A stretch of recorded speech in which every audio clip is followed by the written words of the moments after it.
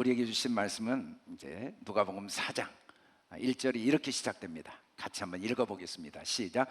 예수께서 성령의 충만함을 입어 요단강에서 돌아오사 광야에서 40일 동안 성령에게 이끌리시며. 성령 충만함을 입으신 예수님, 엄밀한 의미에서 예수님이 성령 충만하시지 않은 적은 없죠. 그런데도 성경은 예수님이 성령 충만함을 입으셨다라고 표현하고 있습니다. 이 말씀은 과연 우리에게 성령님이 충만하게 임한 모습이 어떤 모습인가를 교훈해 주시는 말씀이죠. 예수님은 본을 보여주신 분이시거든요. 성령 충만한 삶의 모습이 어떤 모습인가를 우리에게 하나하나 펼쳐 보여주신 말씀이라고 할 수 있습니다. 성령 충만한 모습은 광야에서 40일 동안 성령에게 이끌리셨다라고 말합니다.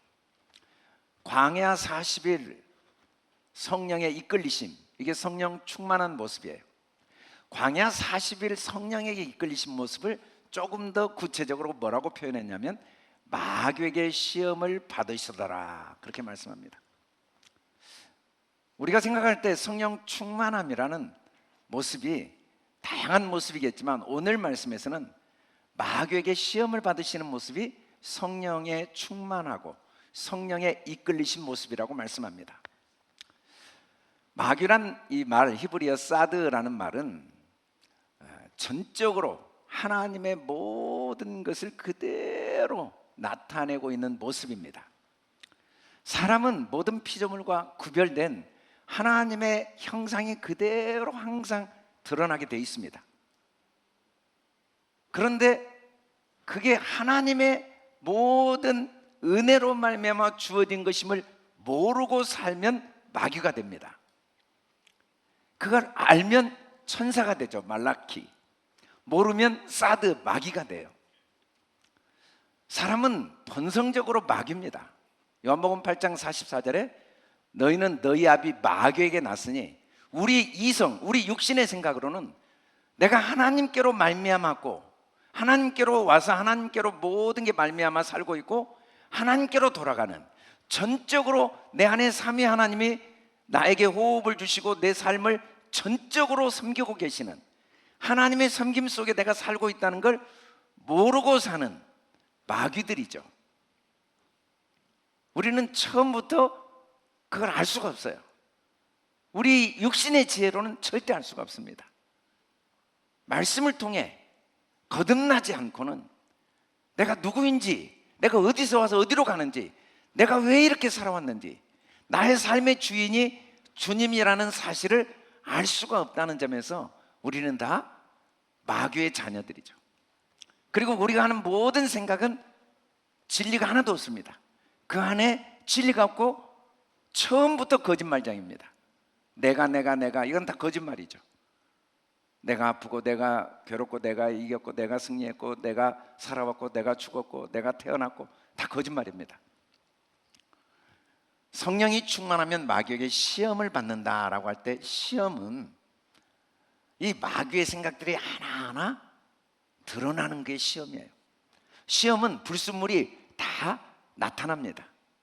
내 속에 잘못된 생각들이 다 드러나지게 되는 과정이 성령의 충만함이죠.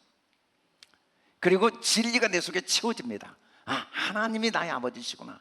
하나님이 내 삶을 인도하고 계시는구나. 하나님이 내 삶을 주관하시는구나. 이게 시험을 받으면 계속해서 마귀의 거짓들이 내 속에서 다 밖으로 나가게 되고, 밖에 있던 하나님의 진리가 내 안에, 내 속에 하나하나 채워지는 과정이 마귀에게 시험을 받는 거죠.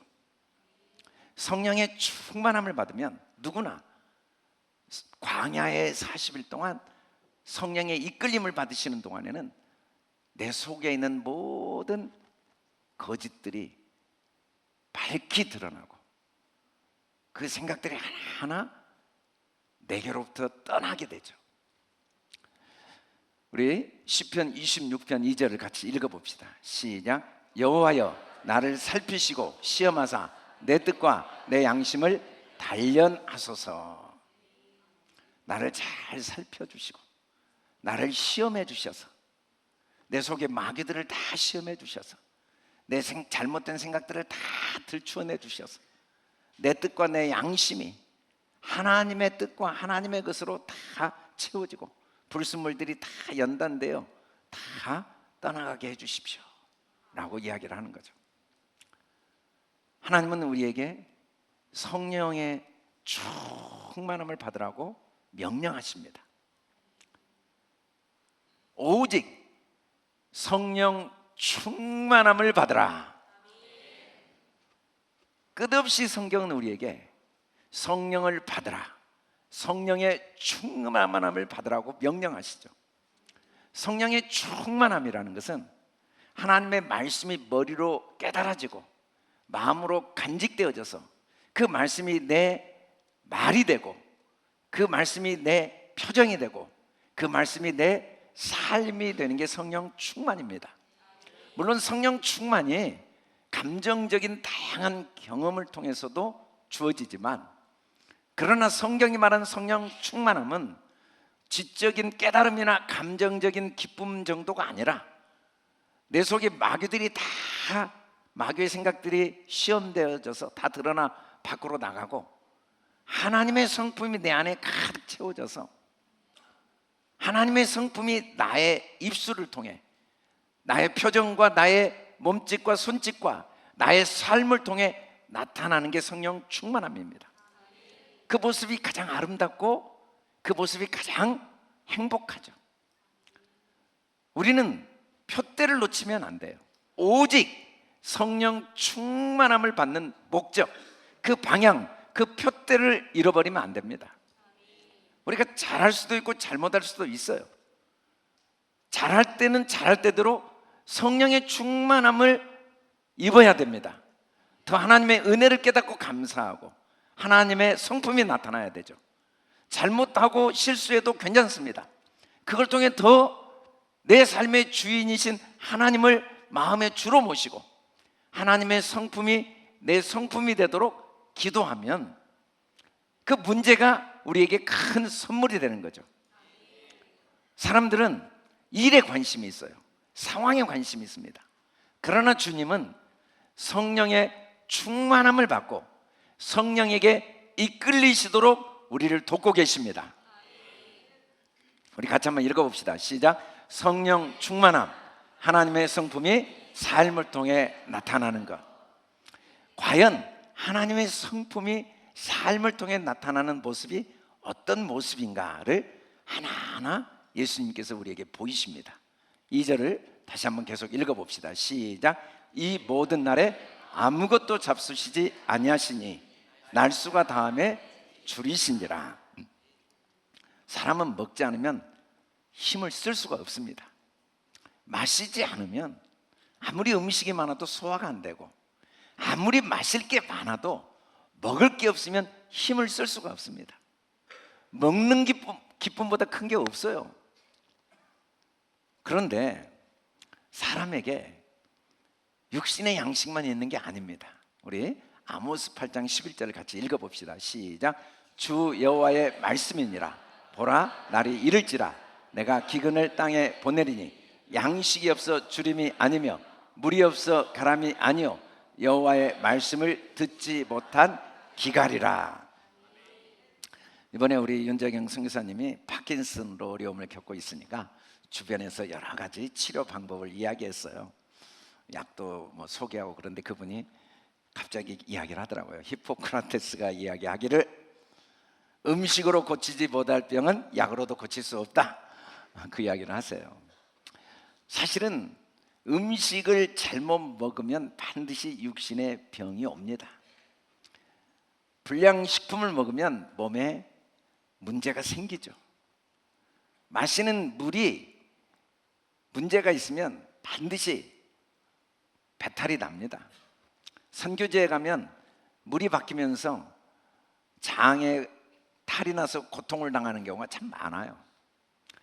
결국은 뭘 먹느냐가 내 건강, 내 삶의 질을 육체의 삶의 질을 결정하죠.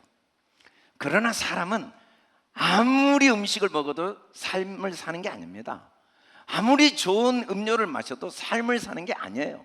사람에게 삶은 육체만 있는 게 아니고 영이 있기 때문에 영의 양식을 먹을 때만 삶을 사는 겁니다.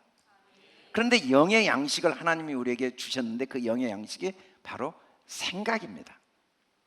생각이 없으면 삶을 사는 게 아닙니다. 생각을 못하면 삶을 못 살고 있는 거예요.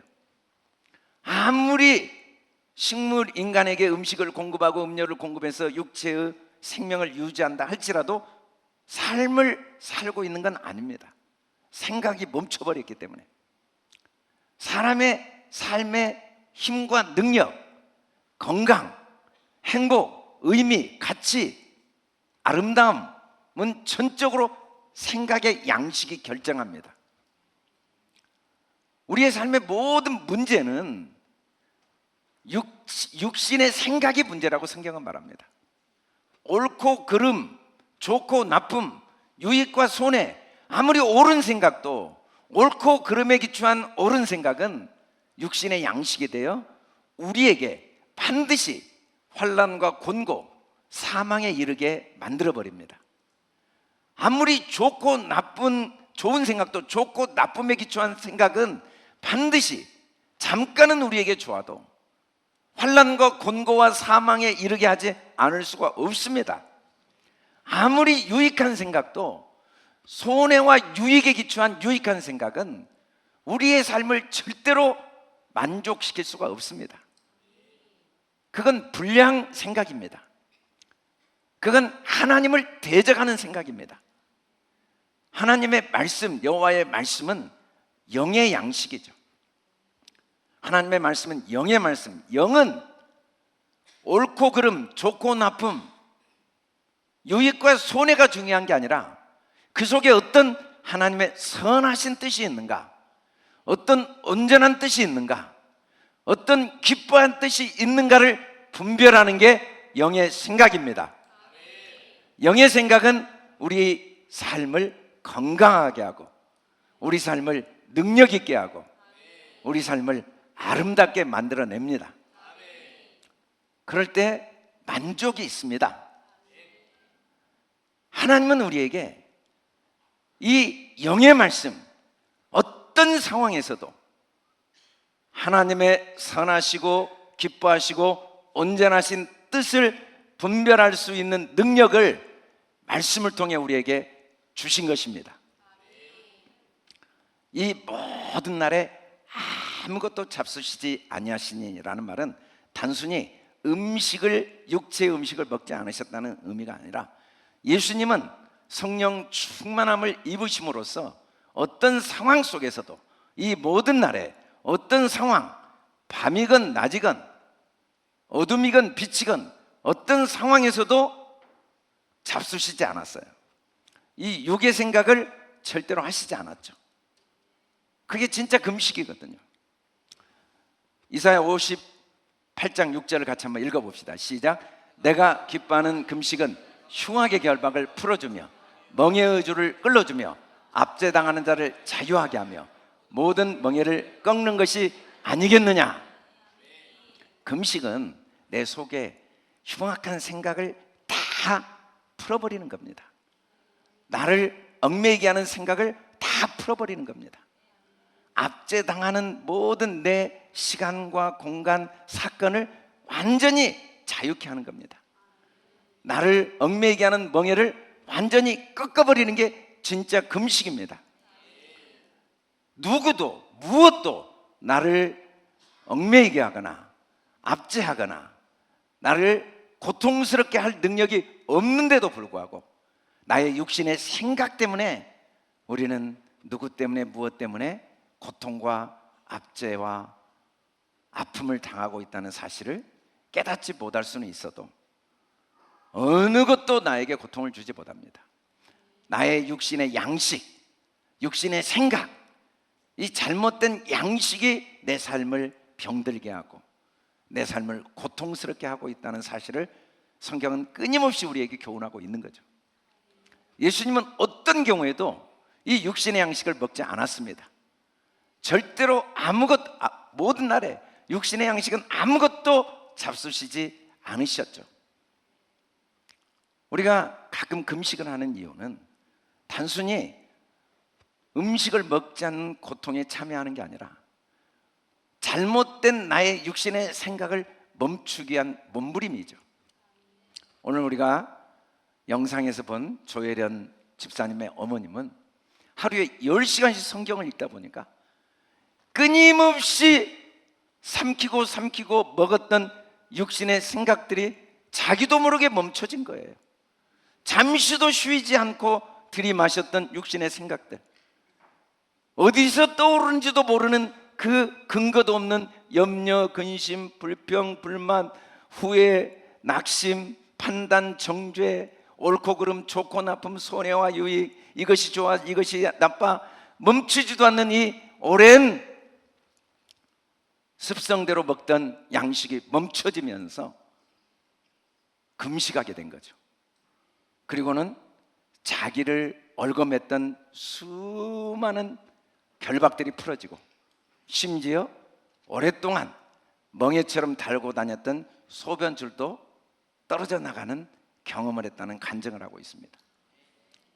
누구든지 아무 날에도 아무것도 잡수시지 아니하신 예수님처럼 성령 충만함을 입으면 절대로 불량식품을 먹지 않습니다. 더러운 말은 입 밖에도 내지 않습니다. 남의 이야기할 시간이 없습니다. 남의 문제를 판단하고 정죄할 시간이 없습니다. 좋은 양식 먹기에도 너무 인생이 짧습니다. 우리는 오랫동안 불량 음식을 먹는 게 체질화되어서 말씀 먹는 게 그렇게 불편합니다. 말씀을 읽기만 하면 수면제처럼 잠이 옵니다. 그러나 성령 충만함을 입으면 남의 이야기하는 게 그렇게 불편합니다. 옳고 그름을 말하는 게 그렇게 불편합니다. 어떤 경우에도 하나님의 선하시고 기뻐하시고 온전하신 뜻을 분별하게 되죠. 아무것도 잡수시지 않으면 날수가 다 할 때 어떻게 됩니까? 줄이게 된다고 그랬어요. 예수님이 날수가 다 하니까 줄이게 된다. 갈급하게 됩니다. 정말 마음에 간절한 욕구가 생깁니다. 같이 한번 읽어봅시다. 시작. 예수께서 그들에게 이르시되 혼인집 손님들이 신랑과 함께 있을 동안에 슬퍼할 수 있느냐? 그러나 신랑을 빼앗길 날이 이르리니 그때는 금식할 것이니라. 왜 제자들 예수님은 금식하지 않습니까? 라고 유대인들이 질문할 때 예수님이 혼인집 손님들이 신랑과 함께 있는데 왜 금식하느냐? 상징적인 말씀이죠. 우리는 삶의 주인이 아닙니다. 주인은 주님이십니다. 내 삶의 주인이 나라면 후회가 되겠죠. 염려가 되겠지만 신랑이 내 삶의 주인이십니다. 그 모든 것도 능히 합력하여 선으로 바꾸십니다. 내 삶을 가장 좋은 길로 이미 완벽하게 예배해 놓으셨습니다. 지나온 시간 속에 너무 안타깝고 후회된 일들이 많지만 우리 이해력의 한계, 죄 때문이지 어느 것 하나 완전하신 온전하신 하나님의 뜻이 담겨 있지 않은 게 없습니다. 사실은 우리의 육체의 삶은 비교 불가능합니다. 동일한 시간에 동일한 일을 두 번 할 수가 없습니다. 삶은 찰나 한순간에 한 가지밖에 선택을 못합니다. 비교라는 건 동일한 시간에 동일한 선택을 했을 때만 비교가 가능합니다. 삶은 비교 불가능한 하나님의 완전하신 계획 속에 있다는 사실은 바뀌지 않습니다. 그런데 우리는 후회를 많이 하죠. 그때 그랬으면. 그런 일은 존재하지 않습니다. 더 좋았을 텐데. 동일한 시간대에 동일한 일을 두 번 할 수 있는 일은 물질 세계에서는 영원히 불가능합니다. 나름대로 절대적인 의미가 있습니다. 절대적인 하나님의 뜻이 있습니다. 기쁘신 뜻이 반드시 있습니다. 그래서 우리는 감사하고 기뻐해야 됩니다. 만일에 우리가 삶의 주인을 주님으로 모시지 않을 때 금식해야죠. 내 생각을 멈춰야지, 염려를 멈춰야지, 원망을 멈춰야지, 후회를 멈춰야지. 주님이 내 삶의 주인이신데 금식해야 됩니다. 반드시 금식해야 됩니다. 그럴 때 하나님이 우리에게 복을 주시죠. 우리 5장 6절을 같이 한번 읽어봅시다. 시작. 의에 줄이고 목마른 자는 복이 있나니 그들이 배부를 것이며. 생각을 멈추면, 우리의 육신의 생각을 멈추면, 판단과 정죄를 멈추면, 옳고 그름을 멈추면, 좋고 나쁨을 멈추면, 유익과 손해를 멈추면 신기하게 내 속에서 의에 줄이고 목마름을 경험하게 됩니다. 의란, 이 짜데크라는 말은 우리 안에 하나님이 잘못된 생각을 할 때 반드시 고통과 아픔을 겪게 하시죠. 우리를 향한 소망을 포기할 수 없으니까. 잘못된 생각, 육신의 양식을 먹었는데도 마음에 평안과 행복이 있을 방법이 없는 이유는 우리 안에 주님이, 의로우신 주님이 계시기 때문입니다. 육신의 생각을 멈추면 신기하게 하나님의 선하시고 기뻐하시고 온전하신 뜻이 깨달아지면서 세상이 줄 수 없는 자유와 만족을 반드시 누리게 하십니다. 더 주님을 알고 싶고, 더 주님의 선한 뜻을 배우고 싶고, 더 주님의 기뻐하신 뜻을 깨닫고자 하는 열망이 생깁니다. 맛있는 음식은 세상에 따로 없습니다. 익숙한 음식이 맛있을 뿐이죠. 맛있다고 다 좋은 건 아닙니다. 맛은 내게 좋냐 나쁘냐를 결정해 주는 게 아니에요. 좋냐 나쁘냐는 맛이 없어도 내 몸에 좋을 수 있어요. 우리는 육체의 양식이 익숙해서 맛있게 느껴집니다. 뭔가 염려하고 불평하고 판단하고 정죄하고 그러면 잠깐 기분이 좋아요. 뭔가 살아있는 것 같고, 그러나 행복은 없습니다. 그건 불량 음식이 익숙해서 입맛에 맞을 뿐이에요. 그러나 우리가 줄이게 되면 의에 목마르게 되죠. 그래서 더 하나님의 선하심을 이야기하고 싶고, 하나님의 온전하심을 이야기하고 싶고, 하나님의 기쁘신 뜻을 나누고 싶은 간절한 소원이 생깁니다. 우리 같이 한번 읽어봅시다. 시작. 하나님의 선하시고 기뻐하시고 온전하신 뜻을 분별하기 위해 기도하자. 그러자 마귀가 어떻게 또 이야기하는지 3절을 읽어봅시다. 시작. 마귀가 이르되 내가 만일 하나님의 아들이거든 이 돌들에게 명하여 떡덩이가 되게 하라. 내가 만일 하나님의 아들이거든, 하나님의 아들은 하나님의 영광을 누리고 있는 모습, 참된 자유와 행복을 맛보는 삶을 하나님의 아들이라고 성경은 말씀하고 있습니다. 네가 진짜 하나님의 아들이냐? 너 진짜 행복해? 너 진짜 행복하고 싶어? 라고 이야기하고 있습니다. 사람들은 무언가를 해야 행복할 수 있다고 착각합니다. 뭔가가 돼야 행복하다고 착각합니다. 뭔가를 이루어야, 소유해야 행복하다고 착각합니다.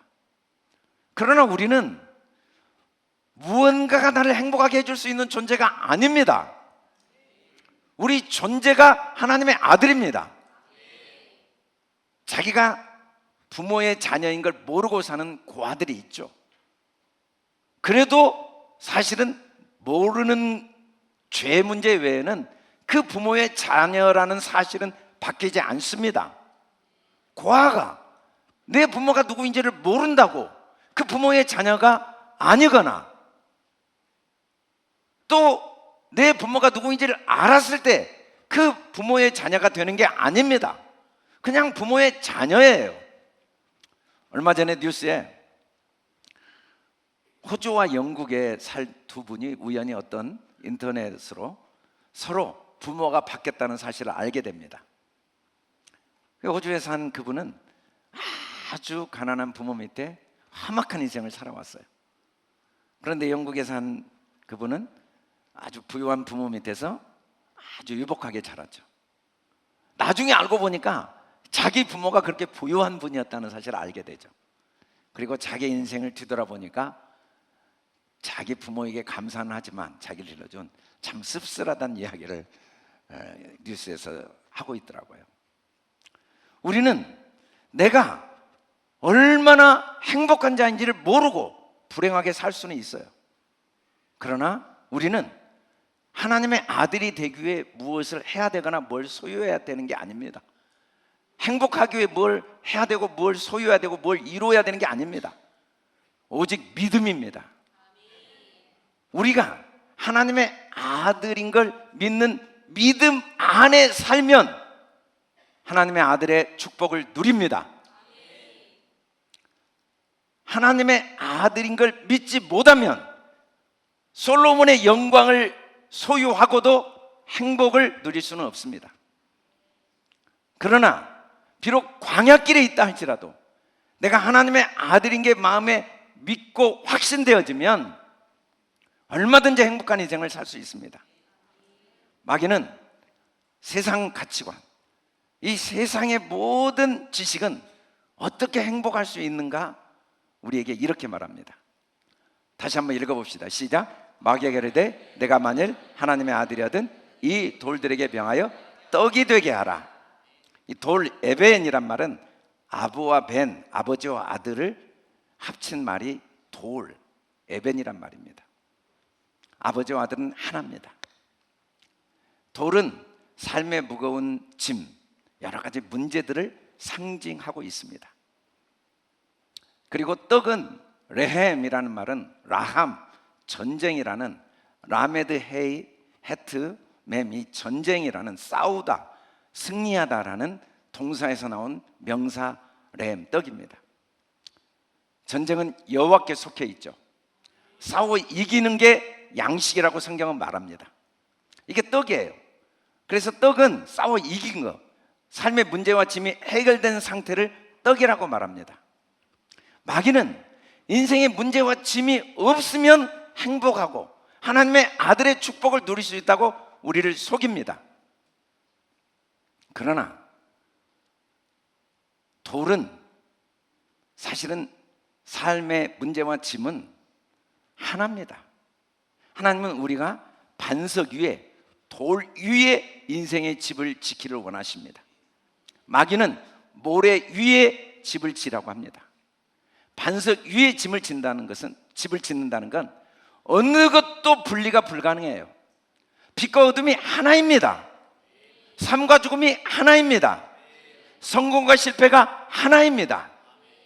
기쁨과 슬픔이 하나예요. 실패는 또 다른 성공의 모습입니다. 어둠은 빛의 또 다른 모습입니다. 죽음은 삶의 또 다른 모습입니다. 삶의 문제와 짐도 또 다른 하나님의 우리를 향한 축복입니다. 선물입니다. 문제가 없고 짐이 없기를 바라고 그때 행복하기를 원하면 이 땅에 호흡이 멈추기 전까지는 불가능합니다. 세상에 어떤 사람도 이 땅에 육신이 있는 동안 하나님은 빛과 어둠이 같이 있게 하십니다. 우리는 문제 해결에 관심을 가지면 안 됩니다. 짐을 없애는 것에 관심을 가지면 안 됩니다. 문제가 해결되면 행복해야지, 짐이 없어지면 기뻐해야지. 그런 일은 불가능합니다. 짐이 없으면 없는 대로 기뻐하고, 문제가 해결되면 해결된 대로 기뻐하고, 또 짐이 있으면 있는 대로 기뻐하고, 문제가 있으면 있는 대로 기뻐하는 게 삶입니다. 그게 하나님의 아들입니다. 형제들아, 너희가 여러 가지 시험을 당하거든 온전히 기쁘게 여겨라. 시험이 없어도 기쁘지만, 떡도 기쁘지만, 돌도 기쁩니다. 짐도 기쁩니다. 이것도 특권입니다. 오히려 이것 때문에 우리에게 잘못된 믿음들이 하나하나 실현되죠. 그리고 올바른 믿음, 참된 하나님의 자녀의 믿음이 뿌리를 내립니다. 우리 4절을 크게 읽어봅시다. 시작. 인내를 온전히 이루라. 이는 너희로 온전하고 구비하여 조금도 부족함이 없게 하려 함이라. 진짜 부족함이 없는 인생은 문제가 없는 인생이 아닙니다. 짐이 없는 인생이 아니에요. 여호와가 나의 목자인 인생입니다. 그것도 특권인 걸 깨닫고 나름대로 다 문제가 있습니다. 목사는 목사대로, 장로는 장로대로, 평신도는 평신도대로, 어른은 어른대로, 어린아이는 어린아이대로, 가진 자는 가진 자대로, 없는 자는 없는 자대로 다 나름대로 문제가 있고 짐이 있습니다. 건강한 사람은 건강한 대로, 연약한 사람은 연약한 대로 문제가 있고 짐이 있습니다. 내 문제와 내 짐은 또 다른 하나님의 선물입니다. 믿음을 배울 기회입니다. 우리 크게 한번 읽어봅시다. 시작. 문제와 어려움을 특권으로 여기고 항상 기뻐하자. 하나님의 아들의 축복은 어떤 경우에도 기쁨을 누리는 겁니다. 항상 기뻐할 수 있는 능력은 하나님의 아들의 권세입니다. 그냥 웃을 수 있습니다. 항상 말이 안 통하지만, 내 뜻대로 안 됐지만, 상황이 너무 어렵지만 그래도 웃을 수는 있습니다. 기뻐할 수는 있습니다. 그걸 통해 하나님은 우리에게 믿음을 배우게 하시고, 또 문제가 해결되면서 지혜도 배우고, 또 경험도 쌓게 하시고, 그리고 문제와 어려움 속에 있는 사람을 도울 수 있는 능력도 주십니다. 예수님 뭐라고 대답하십니까? 우리 4절을 같이 읽어봅시다. 시작. 예수께서 대답하시되 기록된 바 사람이 떡으로만 살 것이 아니라 하였느니라. 기록된 말씀을 인용했습니다. 신명기 8장 1절이죠. 같이 읽겠습니다. 시작. 내가 오늘 명하는 모든 명령을 너희는 지켜 행하라.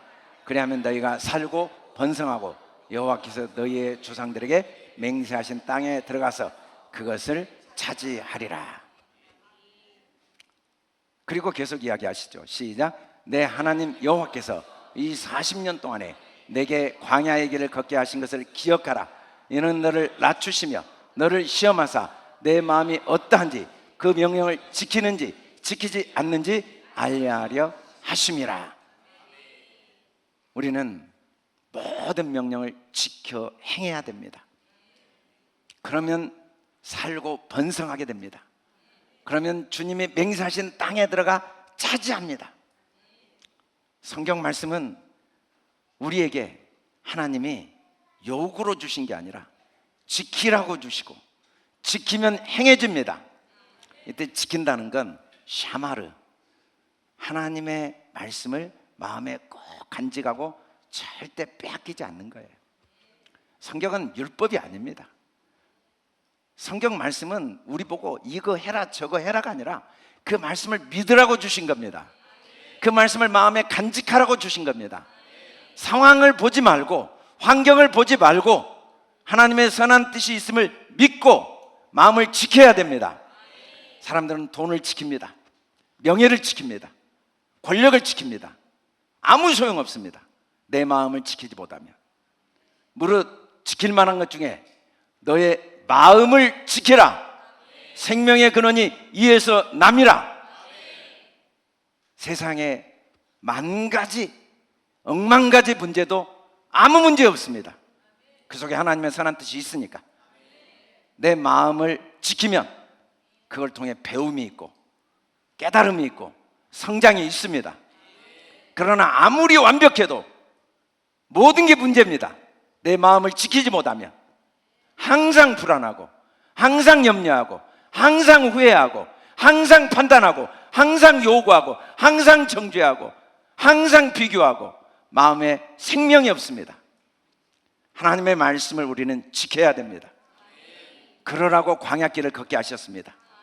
내가 내 마음을 잘 믿음 안에 지키고 있는지, 진리로 지키고 있는지를 확인해 주는 거울이 광야길입니다. 문제와 짐들은 내가 내 마음을 어떻게 지키고 있는가를 보여주는 거울입니다. 결론적으로 예수님 뭐라고 하십니까? 우리 3절을 같이 한번 읽어봅시다. 시작. 너를 낮추시며 너를 줄이게 하시며 또 너도 알지 못하며 내 조상들도 알지 못하던 만나를 내게 먹이신 것은 사람이 떡으로만 사는 것이 아니요 여호와의 입에서 나오는 모든 말씀으로 사는 줄을 내가 알게 하려 하심이니라. 아멘. 여호와의 입에서 나오는 모든 말씀으로 살아야 됩니다. 마태복음에서 예수님은 하나님의 입으로부터 나오는 모든 말씀으로 살 것이라. 성경 66권은 하나님의 입에서 나온 말씀입니다. 페이라는 입은 하나님의 인격이 흘러나온 거죠. 여러분, 글자는 의문에 묵은 것은 살리지 못합니다. 입에서 나온 말이 살립니다. 아무리 똑같은 글에도 글자로 써진 글에와 입에서 나온 글에는 수도 없이 많은 차이가 있습니다. 입에서 나온 말은 반드시 오장육부를 통과합니다. 그리고 뇌를 통과합니다. 그리고 다시 입으로 소리가 나옵니다. 그래서 사람의 말은 그 사람의 건강, 그 사람의 심장, 그 사람의 지식 수준이 다 담겨 있습니다. 사람의 말은 그래도 매 순간 다릅니다. 그래? 다 다릅니다. 내 지식이 어떤지, 내 감정이 어떤지, 내 건강 상태가 어떤지에 따라서 완전히 그 말이 다 다릅니다. 그래서 말은 마음의 알갱이, 그 사람의 인격 전체가 묻어나온 게 말입니다. 인격이 아름다운 사람의 목소리는 사람을 편안하게 해줍니다. 마음이 불안하고 두려운 사람의 목소리는 아무리 괜찮아 해도 사람을 괜찮지 않게 만듭니다. 말은, 입에서 나온 말은 그 사람의 인격을 담고 있습니다. 성경 66권은 하나님의 입에서 나온 말씀입니다. 하나님의 인격이 담겨 있는 말씀입니다. 하나님의 생각이 담겨 있는 말씀입니다. 하나님의 생각은 평안밖에 없습니다. 희망밖에 없습니다. 하나님은 다른 것이 존재하지 않습니다. 없는 걸 줄 수는 없습니다. 하나님께는 사랑밖에 없습니다. 내가 너를 사랑하였은즉. 66권은 하나님의 입에서 나온 말씀입니다. 나를 더 평안하게 해주는 말씀입니다. 나를 자유케 해주는 말씀입니다. 내게 더 용기와 희망을 주는 말씀입니다. 나를 더 사랑하게 하는 말씀입니다. 문제가 아무리 많아도 하나님의 말씀은 그걸 통해 나를 더 평안하게 해주십니다. 아무리 가진 게 많아도 그것 통해 하나님은 나를 더 하나님의 희망과 용기, 하나님의 사랑 안에 거하게 합니다. 우리가 정말 마음이 평안하면, 정말 희망이 넘치면, 정말 하나님의 사랑의 내 안에 채워지면 내 입술에 감사의 고백이 멈추지 않습니다. 실패도 감사합니다. 고난도 감사합니다. 연약함도 감사합니다. 승리도 감사합니다. 내게 주신 은혜에 감사합니다. 성공도 감사합니다. 이해도 감사, 오해도 감사, 어리석음도 감사, 지혜로움도 감사, 범사에 감사하지 않을 수가 없습니다. 사람은 하나님의 말씀으로 사는 자들입니다. 문제 해결됐다고 행복한 자가 아닙니다. 어떤 경우에도 하나님의 입에서 나오는 말씀으로 살 것이라. 그게 사람입니다. 어떤 경우에도 감사로 사는 능력이 사람에게 주어져 있습니다. 감사하면 환경을 변화시킵니다. 하나님의 말씀은 우리를 끊임없이 공급해 주시고 생명을 채워주시고 평안을 채워주시고 희망을 채워주시고 우리를 더 자유케 하고 담대하게 해주십니다. 하나님은 오직 섬기는 종이십니다. 하나님의 말씀은 우리를 끊임없이 공급해 주시는 양식입니다. 그러나 율법은 도둑질합니다. 불안하게 합니다. 판단하게 합니다. 염려하게 합니다. 후회하게 합니다. 하나님의 말씀이 채워지면 누군가를 끊임없이 공급합니다. 같이 있으면 저절로 공급이 됩니다. 마음이 더 편안해지고 점점 자유로워지고 여유로워지고. 그러나 하나님의 말씀이 아니라 떡으로 사는 사람들은 공급이 안 됩니다. 항상 문제 해결에 관심이 있습니다. 같이 있으면 피곤합니다. 불편합니다. 뭔가가 두렵습니다. 또 걱정입니다. 문제가 생기면 염려가 되고 문제 때문에 고민하게 됩니다. 하나님은 우리가 하나님의 말씀으로 살기를 원하십니다. 우리 크게 한번 읽어봅시다. 시작. 하나님의 절대적인 사랑과 도우심을 굳게 믿고 범사에 감사하자. 우리 다 같이 일어나서 같이 한번 읽어봅시다. 시작. 하나님의 입으로부터 나오는 모든 말씀으로 살 것이라. 아멘. 같이 읽어봅시다. 시작. 예수께서 대답하시되 기록된 바 사람이 떡으로만 살 것이 아니라 하였느니라. 시작. 하나님의 선하시고 기뻐하시고 온전하신 뜻을 분별하기 위해 기도하자. 시작. 문제와 어려움을 특권을 여기고 항상 기뻐하자. 시작. 하나님의 절대적인 사랑과 도우심을 굳게 믿고 범사에 감사하자.